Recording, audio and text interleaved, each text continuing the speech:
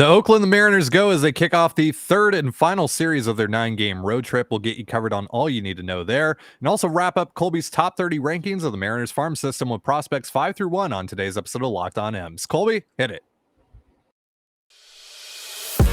You are Locked On Mariners, your daily Seattle Mariners podcast, part of the Locked On Podcast Network, your team every day.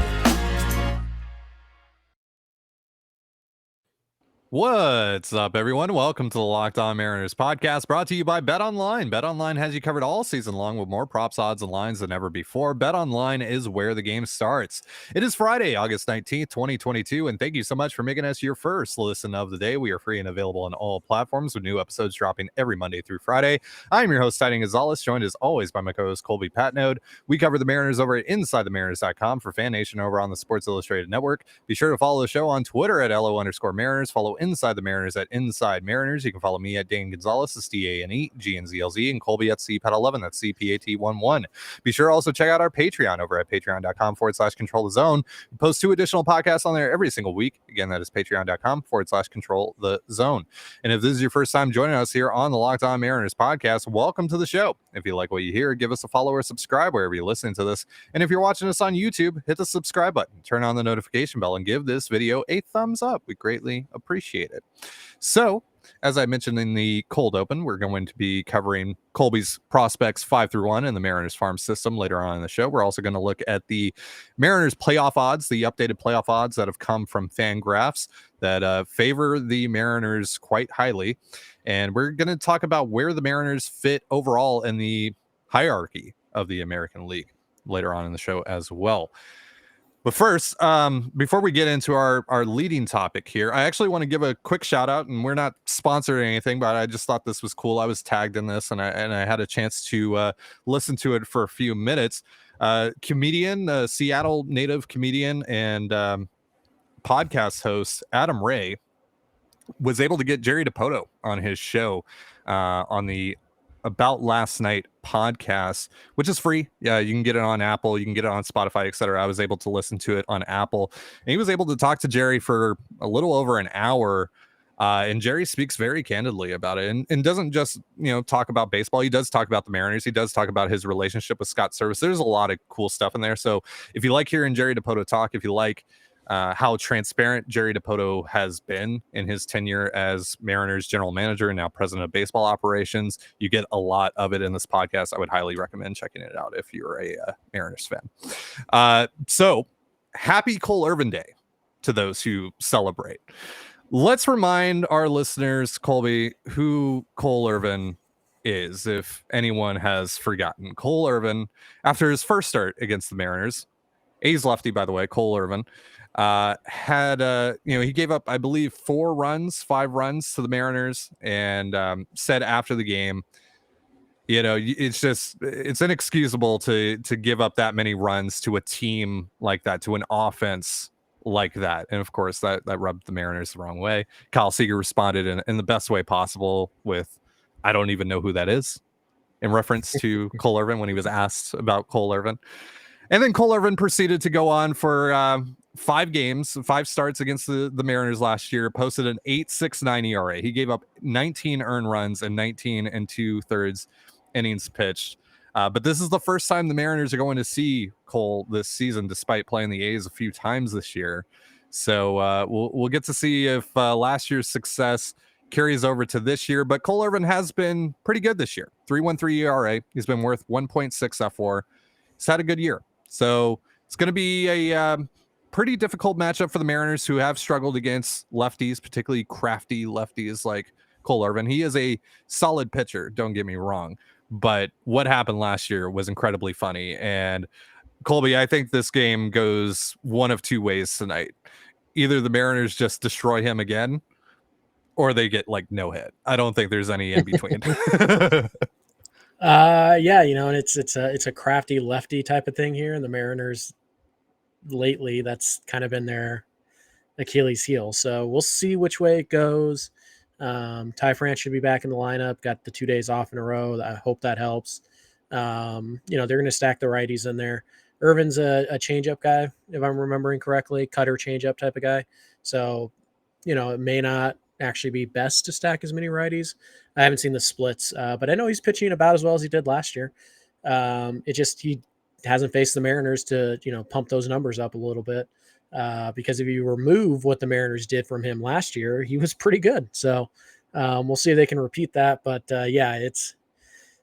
my guess there's no Kyle Seager, right? There's really honestly, there's not a lot of holdovers from last year's group in regards to Irvin. There's JP, Ty France, Mitch Haniger, I guess. That's really it. Yeah. Everybody else is new or was in the minors or really wasn't a big part of that. So it's probably just business as usual, but it would be pretty funny if the Mariners put up another 10 hits on him and he went 4 1/3 and gave up 5 earned and I don't know, Mitch afterwards oh, were we facing that? Is that the same guy? Oh, okay, cool. I'm pretty sure he never finished high with more than 4 innings pitched in a single game against the Mariners last year. I think his high was 4 2/3. Yeah. And it was hey, look, he got through 2 innings clean. And then in the 3rd inning, he gave up 2. And then in the 4th, he gave up 1. And then in the 5th, before they took him out, he gave up another 2 or something like that. It was just yeah. So, yeah, we'll see. I doubt that's a thing anymore in that clubhouse, but it's we'll see. We'll see how it goes. Maybe the clubhouse doesn't care, but you and I, Colby, we don't forget. And Mariners fans do not forget. Absolutely not. Absolutely not. Twitter will be amazing if Irvin gives up 5 or 6 runs in 4 innings. Oh. But remember, guys, let's not at him because we're not, what's a nice word for this? Neanderthals. Thank you. Yes, you don't at professional athletes when they struggle. Don't be that person. But also make fun of that athlete on Twitter without tagging him. So yeah, have fun with it. And if they get no hit over 6 or something like that, I can't say I would be surprised, to be honest with you. So we'll see which way it goes. But I think you're right. I think it's either or. It seems unlikely that he's going to go 6 2/3 and give up 3, and it's going to be a 3-2 game when he leaves. Maybe it is, but feels like he's either going to shove or the Mariners are going to knock him out before the 5th. So the A's heading into the series, second worst team in baseball record-wise behind the Washington Nationals. And of course, the Mariners also have the Nationals coming up here pretty quick. Do the Mariners have to sweep here? Is it kind of a similar situation to what we talked about, a week and a half ago with the Angels series at home? Is it unacceptable if you only take 2? Is it unacceptable if you only take 1? No. What are the expectations here going into the series? Oakland is bad, but they're scrappy. So it's one of those things where it's look, I expect all these games to be relatively close. It also doesn't help that the Mariners are throwing, Logan Gilbert and they're throwing Logan Gilbert and Marco in this series who have now, really by the struggled. way, keep in mind here, Jed Lowry is no longer a member of the A's. He can no longer hurt you. Elvis Andrews is no longer a member of the A's. He can no longer hurt you. Well, we'll still see him at the end of the month or next month against the White Sox. But he'll probably hit a couple home runs. But don't worry, Tony Kemp will step up and he will fill that role. So no need to worry. I'm sure Laureano will hit a couple home runs too or something. I expect these games to be close. They're scrappy. They're bad, but they're scrappy. They're annoying to play. So I think you just go down there, try to win a series.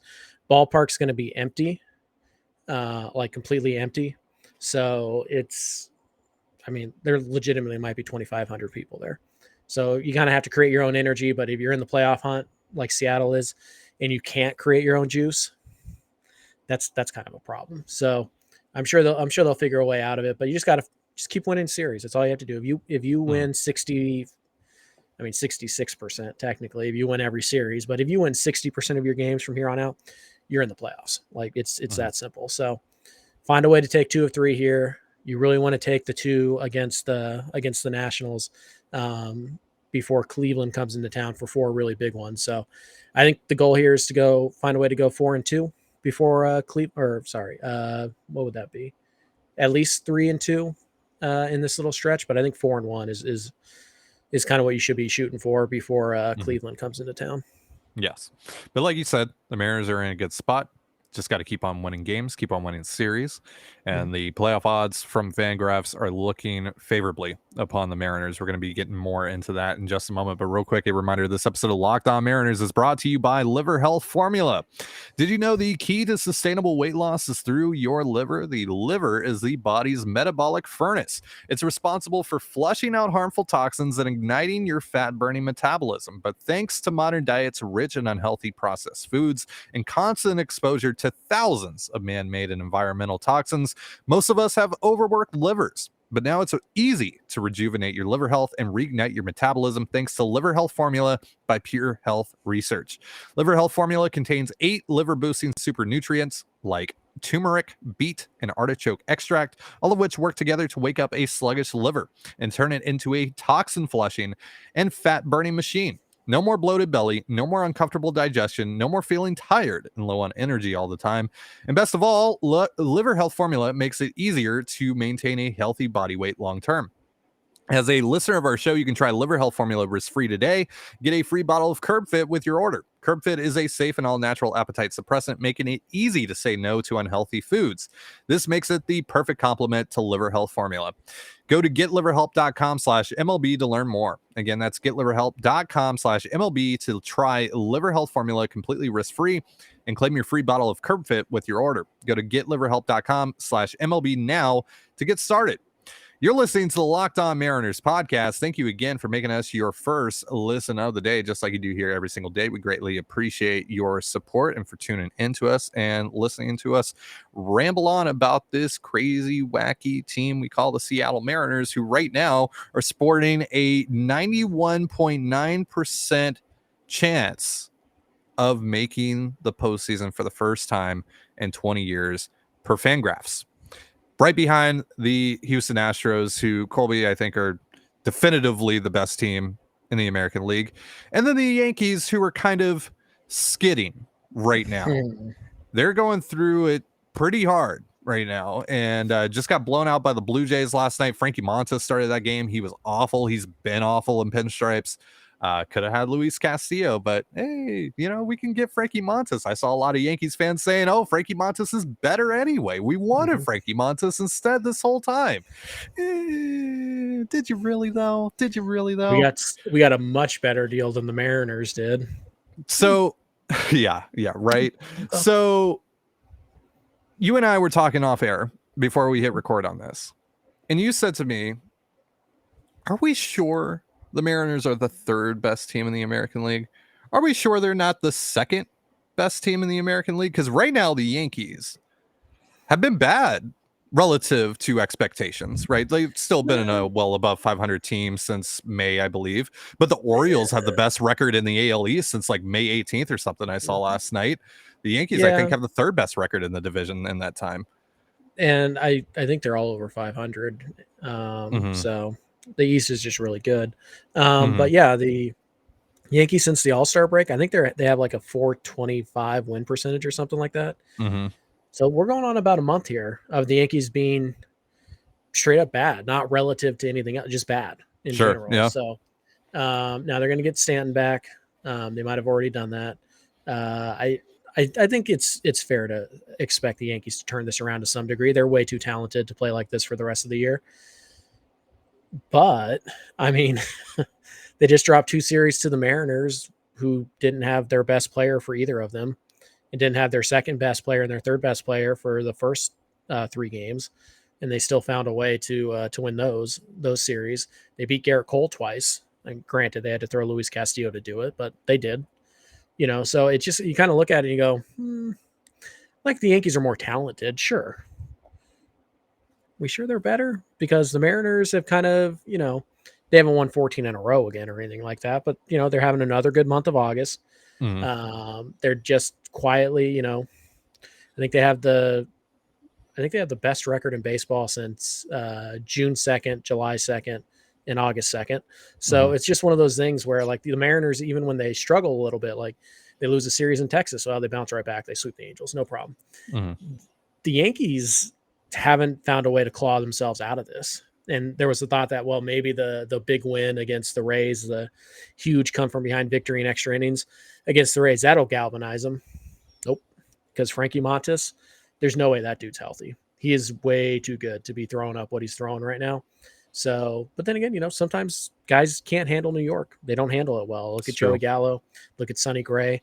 Joe Gallo has been really good in LA, by the way. Of course he has. Of course he has. I feel so Like bad so for Joey predictable, Gallo. right? So predictable. Of course it is, because Yeah. Dodger fans aren't psychopaths. Yankee fans are all psychopaths. When he got Let's be clear. traded, a lot of folks were surprised that he went to another high pressure situation like LA, and they felt like, oh, he's not going to do well. No, just get him out of New York. He just wanted to get out of New York. That's all. Yeah. That's all he wanted. And now he's in LA, and he's been great so far. He's been Joey Gallo, right? Of course he is. So it's one of those things. Some guys just don't handle New York well.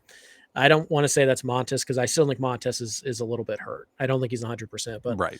We'll see. I think, right now, if you're a Mariner fan, based on where things stand today, a month from now, this could be a completely different conversation. But are you going into a series in Yankee Stadium, a 5-game series in Yankee Stadium, going, ooh, I don't know if we can take these guys in a best of 5? No, of course you're not saying that, because you already have. So, and they're not playing well. So, yeah, it's like I said, I still think the Yankees are better than the Mariners. I still think the Yankees are a legitimate World Series contender. I think they got better at the deadline, although for the life of Jordan Montgomery has been great in St. Louis. I can't figure out that trade. I can't figure out that. I keep looking for what is why? Like, did they just not have room for Montgomery in the rotation? No, they're totally fine. They would have been able to easy. And so, did they really need a center? Like, is he an upgrade from Aaron Hicks? No, not really. What was the point of that? So I don't really get it. They got better in the bullpen, but they gave up quite a few assets, and those assets. But also with the bullpen, right? Like Clay Holmes has regressed. I think Michael King's regressed a little bit. So so Chapman started to figure things out, but then he had a disastrous outing against the Rays on what was that, Wednesday? So the bullpen is Efros hasn't been great since he's come over. Obviously Montas has struggled, so the Yankees added a lot. I don't think Benintendi's having an amazing time in New York either. So the Yankees added a lot of players, just none of them are producing. So did they get worse at the deadline? I mean, on paper, no, but it doesn't seem to have helped much. So we'll see. But I don't think you can say the Mariners are the second best team in the American League. I still think the Yankees are better, but I think at least right now you can have a conversation about it.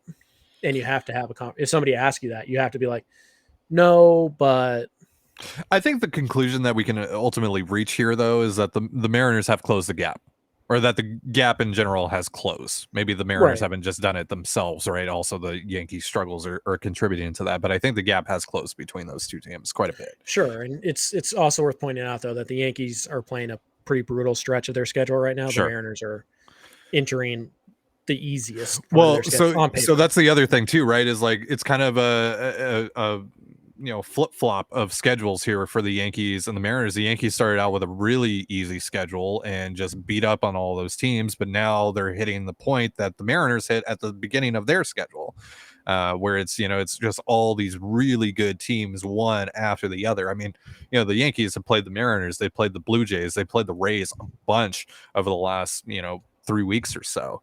And so, that's brutal. That'll do a lot of things, a lot of negative things to any team, really. When you consistently go up against that kind of talent every single night.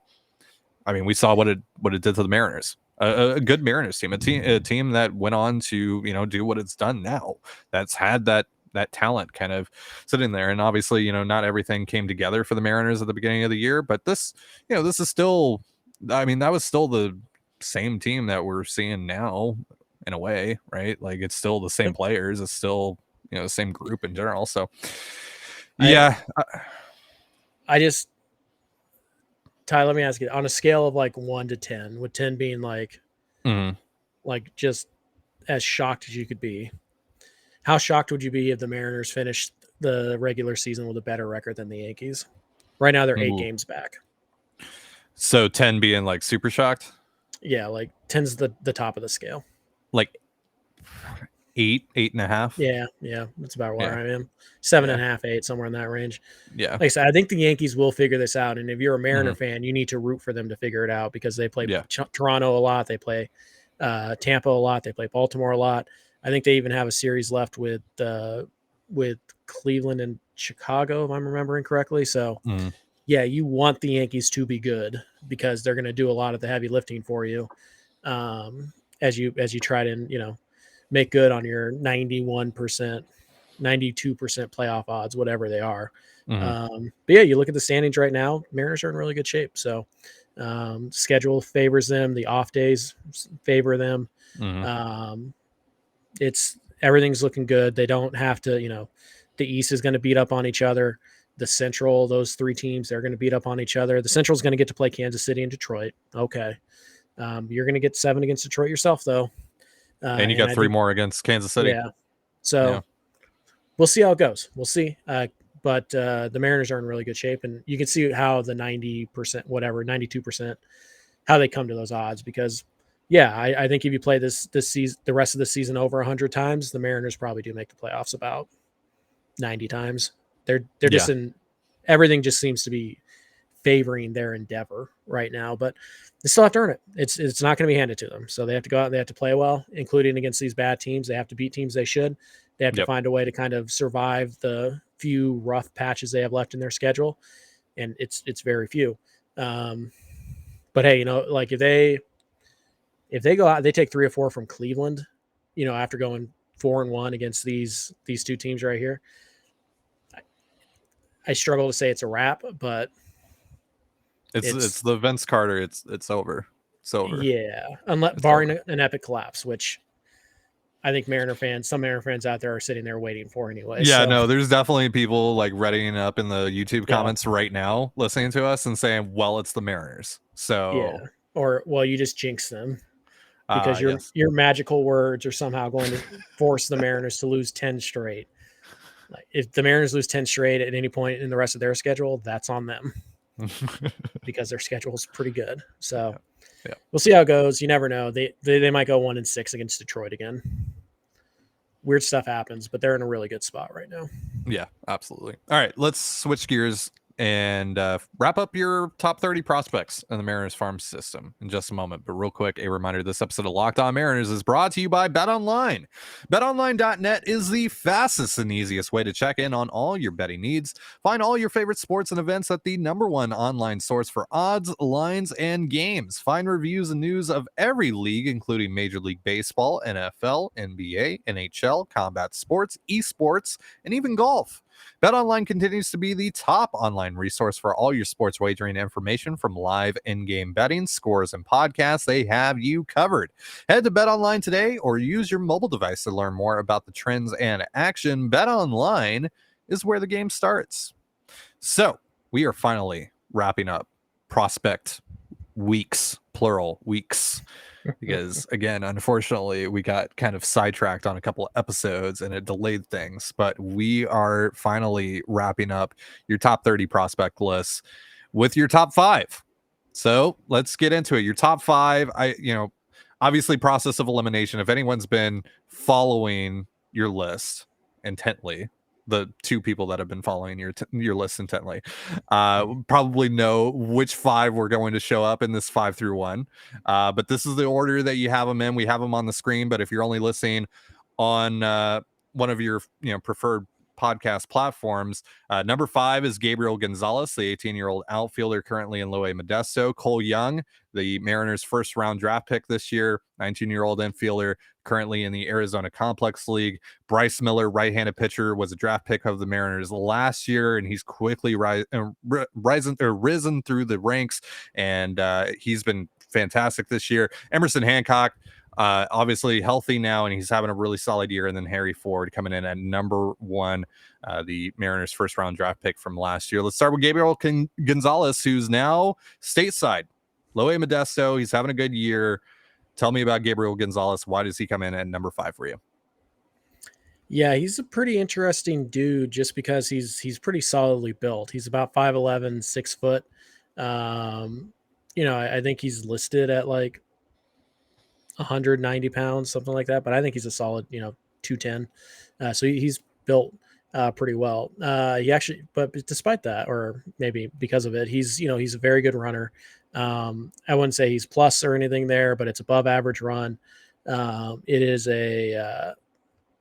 an above average throwing arm. It's between a 50 and a 55, I would say, on the 20/80 scale. But again, like most prospects on this list, it all comes down to the hit tool. Can he hit? Because if you can't hit, you're not going to make it to the big leagues. Pretty short swing. It's a lot of line drives. Right now, it's average power. I think he's going to add more. I believe that there's more power here. So I think it's probably a 55 tool. So I think what you're looking at here is you're looking at a guy who I think he's probably going to hit 250, 25, 30 home runs.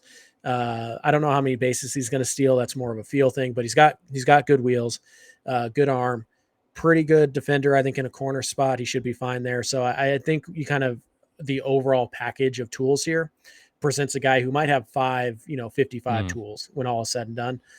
So while he's not as, loud as guys like Montes who have like 65 grade power or something like that, just the overall package of tools gives him a chance. And I guess there's a non-zero chance he can play center field, but to me, he kind of profiles more as a left fielder and kind of what we think a healthy Kyle Lewis would look like. So just the overall package of tools is something that is pretty rare in this system right now.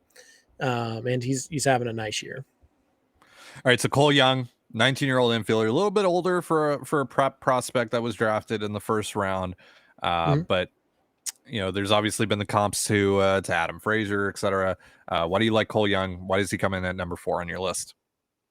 Yeah, he's Corey Seager. Yeah, that's his favorite player. Young is a guy who the Mariners are really confident in, can hit and will hit his way to the big leagues. He's also a guy who can stick at shortstop. He doesn't have to move off of short. He's fine there. He'd be about average. It just, he might get more value moving him to second because the defense should tick up. Second base is a little bit easier than shortstop.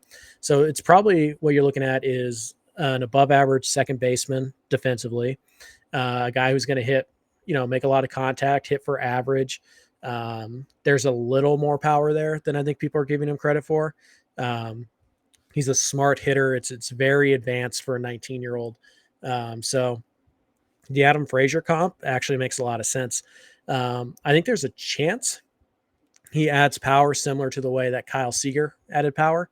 You remember when Seager was drafted, he was a utility guy, slapped the ball around, hopefully at 260, maybe 15 home runs. And then Seager turned himself into a 25, 30 home run guy, basically by becoming a dead pull hitter. I don't think that Cole Young has to do that. I don't think he's going to get to 30 home runs, but I think he's going to play second base. I think he's going to hit 15 home runs. I think he's probably going to steal 15 bags or so. Wouldn't be too surprised if he hits, if he settles in the 260, 270 range. But if you can do that, it also means you might have a couple 300 seasons in there for you. Honestly, there's some JP Crawford here. Both guys came out of high school. Both guys, thought to be above average with the glove. Hit tool right now you hope power develops, but mostly it's just line drives.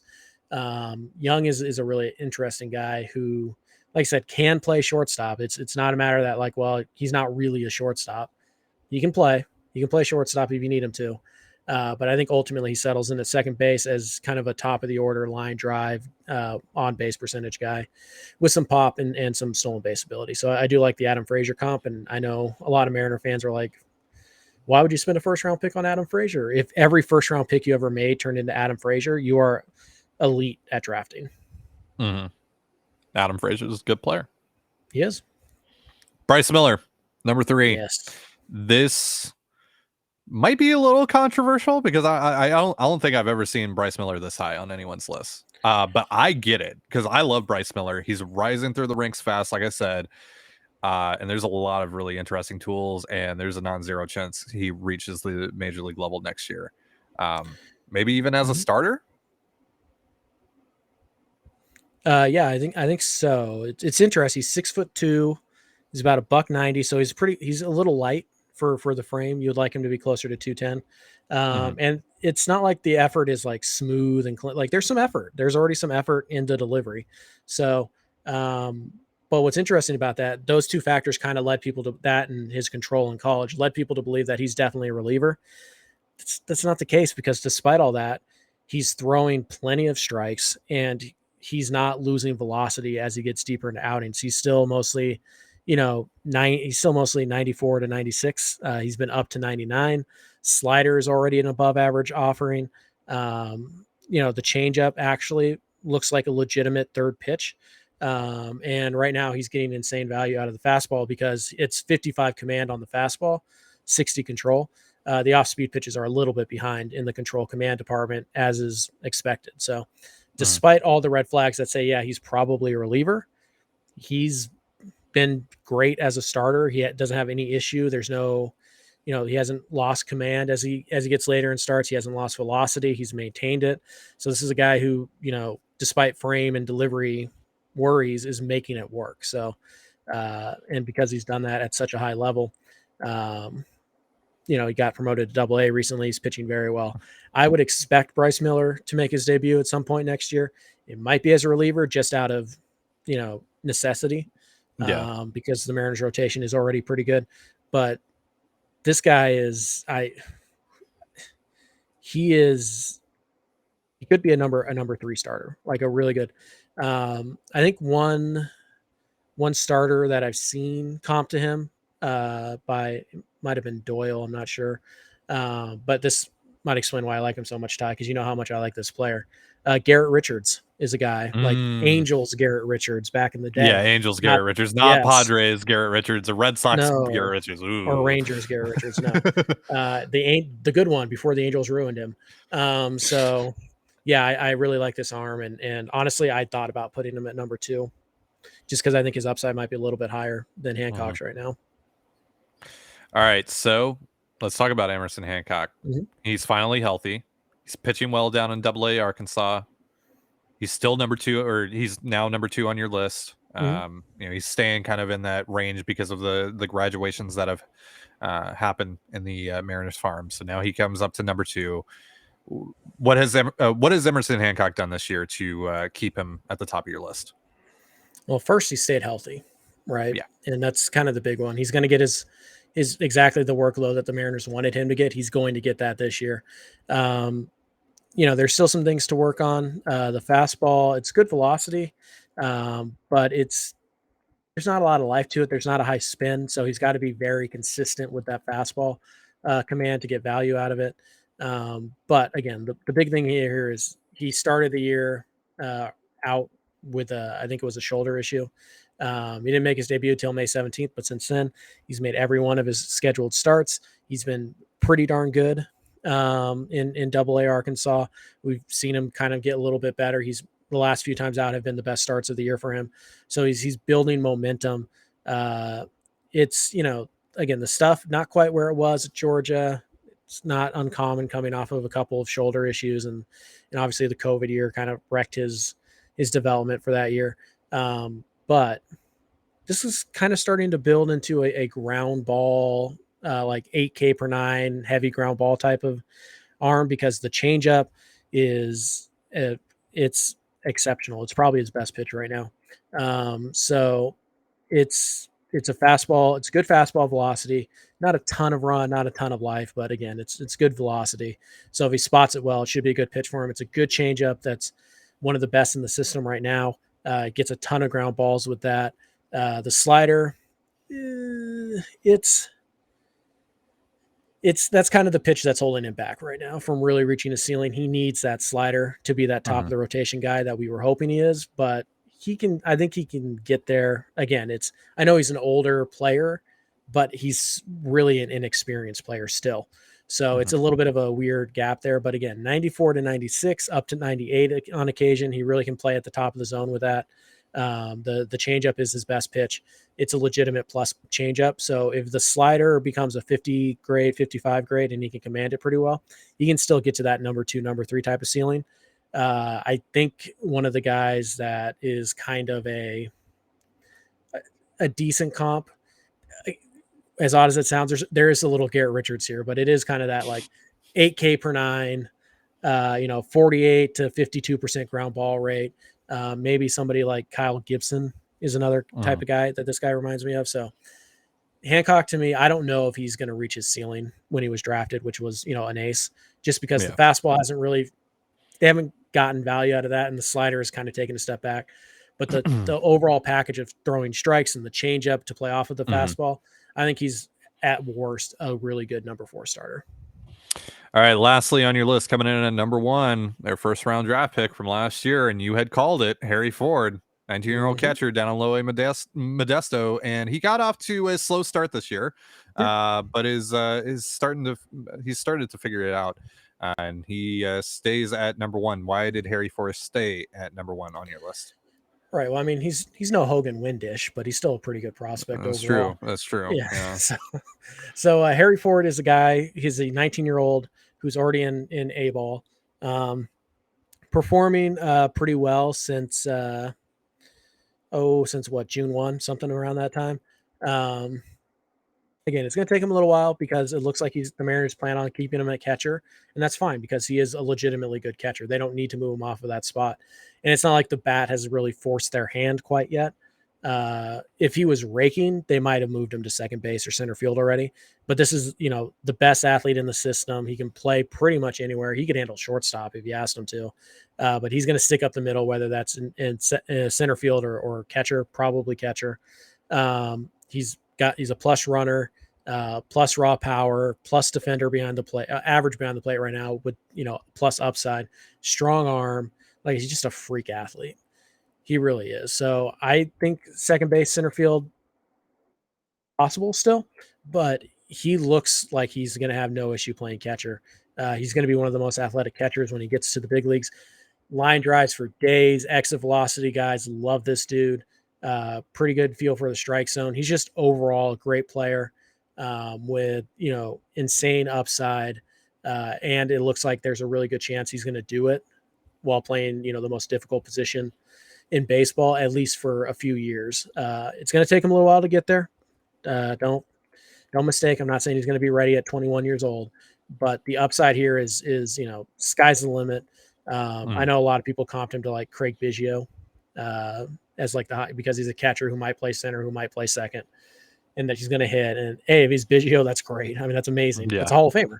But I think honestly, for like a more like modern comp, Russell Martin, right? Pretty good catcher, pretty good hitter. Had a couple of really good years with Toronto.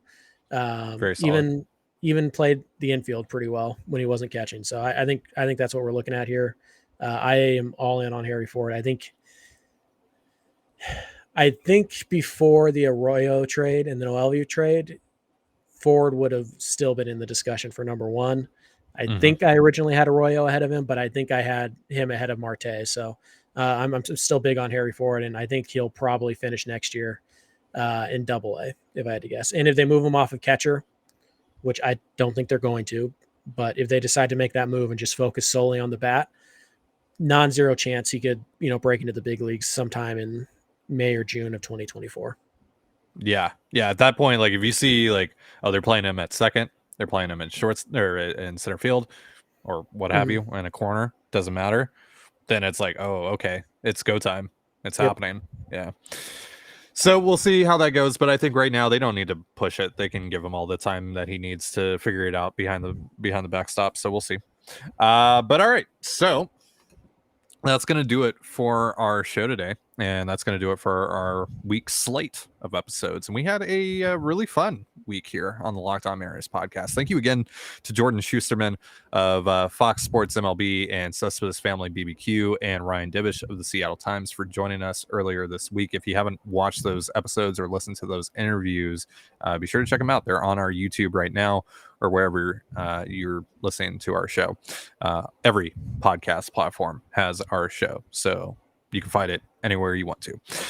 So for Colby Patnode, I'm Ty Gonzalez. Be sure to give us a follow on Twitter at LO_Mariners. You can follow Inside the Mariners at Inside Mariners. You can follow me at Dane Gonzalez, that's DANEGNZLZ, and Colby at CPAT11, that's CPAT11. You can also find all that stuff in the description of this episode. And thank you again for making us your first listen of the day. Now make your second listen the Locked On MLB podcast. MLB expert Paul Francis Sullivan brings humor, passion, and unique perspective on every team and the biggest stories around the league. Follow the #1 daily league-wide podcast, Locked On MLB, on the Odyssey app, YouTube, and wherever you get your podcasts, just like us. And with that, have yourself a beautiful baseball weekend. We'll see you on Monday. Peace.